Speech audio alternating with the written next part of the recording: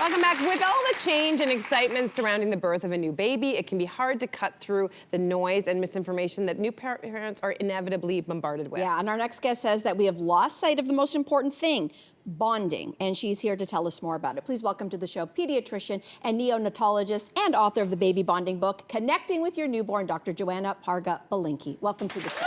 Thank you so much. It's a pleasure to be here. What an interesting book. Congratulations on writing this. We want to know, why is it so crucial that bonding happens in the early days of life for a baby's physical and neurological development? Why is it so key? I feel like people don't realize, but the first year of a human being's life, a baby, their brain is growing at a phenomenal pace. They are putting together neuronal connections, and they're really learning how to interact with their environment. And what's the foundation for that? It's safe, stable, nurturing relationships. So that's what makes that bond so important with baby. Yeah.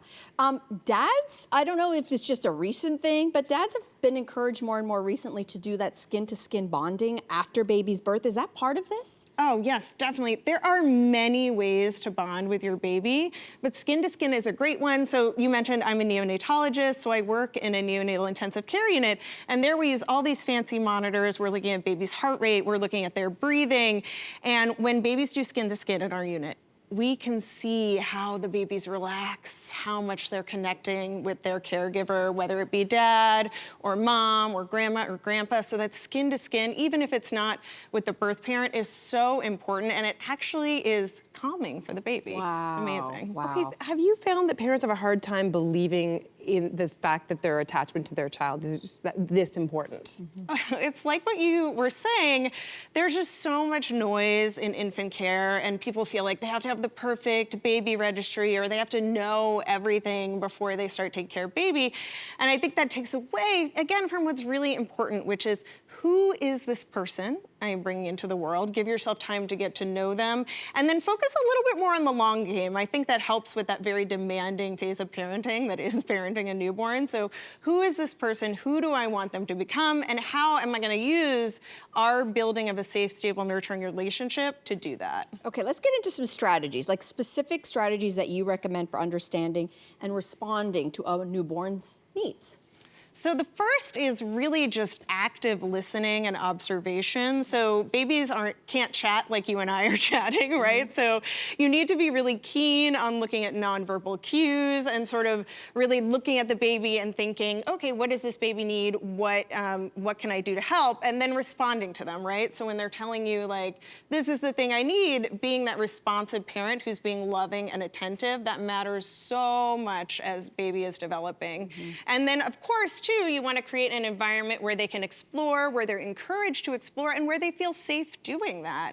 That's so important when you're taking care of a newborn baby. It's true, and I can only imagine, we live in an era where most of us have our faces buried in our phones all the time. So if you've got your kid at the playground, even at the little infant stage, it's very tempting to just be distracted. So you're saying it's really important to really connect. And I love what you just said. I think people just have to be really intentional now and give themselves permission to just disconnect when they're with a newborn. Because even though it might seem like they're sleeping all the time, again, in their sleep, they are doing so much. They are building their brain connections. Okay, so for those who are hearing these tips right now and they're at home and they're feeling really overwhelmed, what are some simple everyday practices the parents can try to do to really bond with their baby? You know, one of my favorites is really just incorporating the baby into your daily activities. So if you're folding the laundry, narrate that for baby. You know, if you're loading the dishwasher, make sure you're teaching the baby the way you like it loaded, right? Because people have a lot of opinions on that. And the other thing I really love is if baby talks to you, let's say they coo or they make a sound, do it back.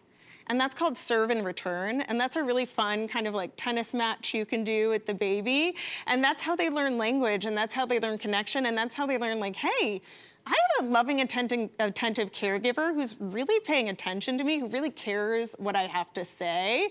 So make sure you're doing that. Reading is just such a really great, easy way to connect. And it doesn't have to just be baby books. I remember I read a lot of romantasy to my newborn when I was on maternity leave. So it can be anything that can really help you establish that connection and make sure you're talking to them and play with them too. And make it be fun, right? Yeah, for make it sure. be something that's gonna Okay, be fun. So, we know that having a child, it is so hard to prepare. So as an expert, what would you give as far as general advice to parents on how to prepare? Is it reading this book list? Is it like, what do we do if we're really just scared and it's coming? I think if it's coming, be prepared for the unexpected. I think there are gonna be things in delivery, which is a big moment, the moment of birth, and also in parenting that are gonna be unexpected, and there's gonna be uncertainties. So sort of finding a way to embrace that, and again, taking time out to really get to know your infant, what makes them click, what makes it that you want them to know, thinking about the future. What I thought was really helpful, I have 3 kids, so finally with my third, I did a vision board, and I really thought ahead to the future. What are the traits, values, characteristics that I want to pass down to my baby that I think are really important? And that really just helped me recenter the whole newborn period and think about the future and the relationship I'm building with her. Yeah, this is such a great conversation, a great grounding conversation. Thank you so much for joining us today. Thank you so much. So great. Hey, you, come a bit closer. We've got so many more must-see interviews, spicy debates, lifestyle tips, and pop culture moments. So subscribe to our channel by tapping the logo below and don't miss out.